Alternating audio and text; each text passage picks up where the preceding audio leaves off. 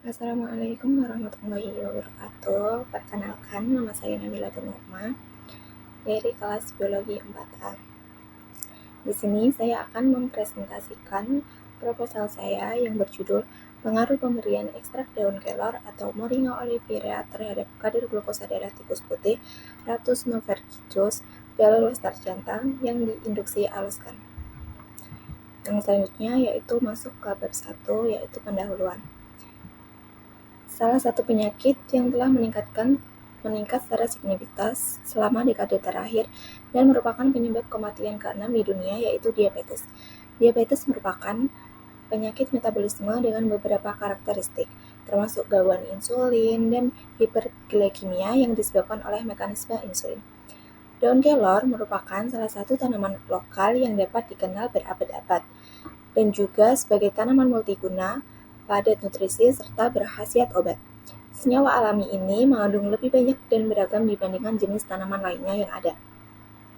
Daun kelor juga diketahui memiliki aktivitas yang termasuk hipokolesterolemia, antidiabetik, agen hipertensi, mengobati tungkak lambung, sebagai antiinflamasi, antitumor, antimikroba, diuretik, dan antibiotik.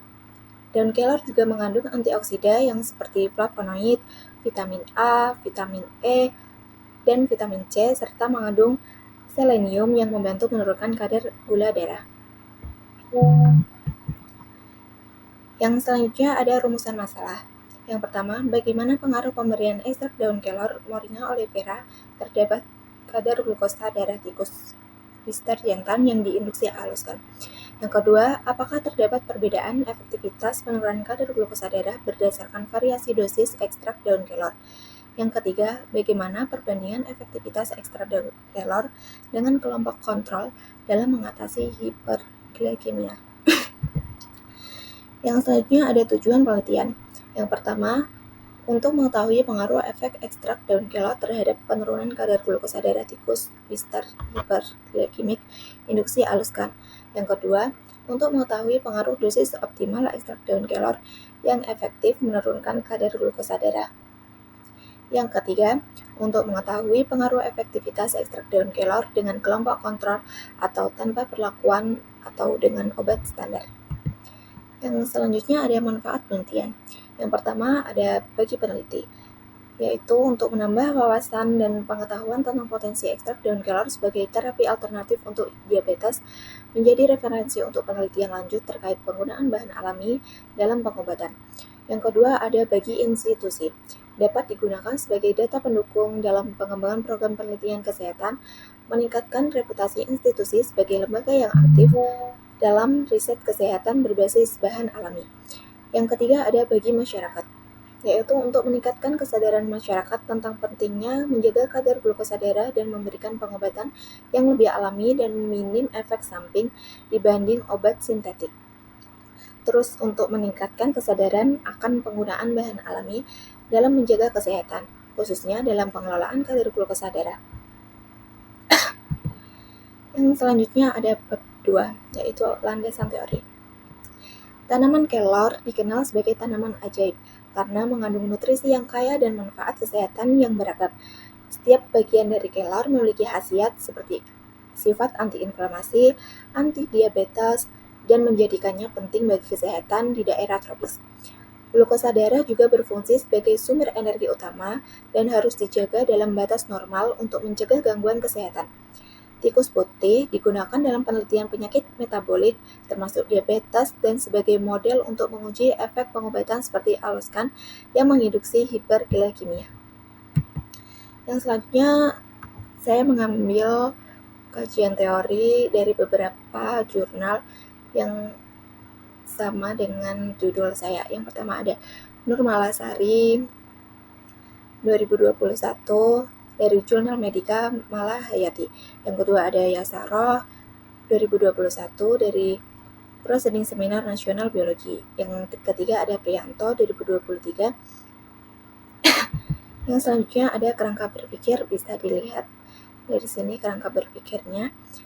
Ada tikus putih, kemudian diinduksi aluskan, terus kadar gula yang tinggi, terus pemberian ekstrak daun kelor Terus yang selanjutnya terjadinya penurunan kadar glukosa darah dan kenaikan sel pankreas. Yang selanjutnya ada hipotesis penelitian. Adapun hipotesis dari penelitian ini yaitu hanya ada pengaruh pemberian ekstrak daun kelor Moringa oleifera terhadap kadar glukosa darah tikus putih galur westar jantan yang diinduksi aluskan. HO-nya itu tidak ada pengaruh pemberian ekstrak daun kelor terhadap kadar glukosa darah tikus putih galur westar jantan yang diinduksi aluskan. Yang selanjutnya ada bab 3 yaitu metode penelitian. Untuk jenis penelitian ini termasuk jenis penelitian kuantitatif dengan metode penelitian yang digunakan yaitu metode eksperimen. Untuk tempat dan waktu penelitiannya dilaksanakan di Laboratorium Biologi Fakultas Sains dan Teknologi UIN Wali Songo Semarang. Penelitian ini dilaksanakan bahwa tikus putih akan diberikan ekstrak daun kelor untuk mengembalikan data kadar gula darah. Yang selanjutnya ada subjek dan teknik sampling penelitian. Subjek dari penelitian ini yaitu tanaman kelor yang dimaserasi menggunakan sebuah pelarut yaitu pelarut etanol 96%. Kemudian teknik sampling yang digunakan dalam penelitian ini yaitu dengan mengambil sampel secara acak menggunakan metode simple random sampling. Yang selanjutnya ada variabel penelitian.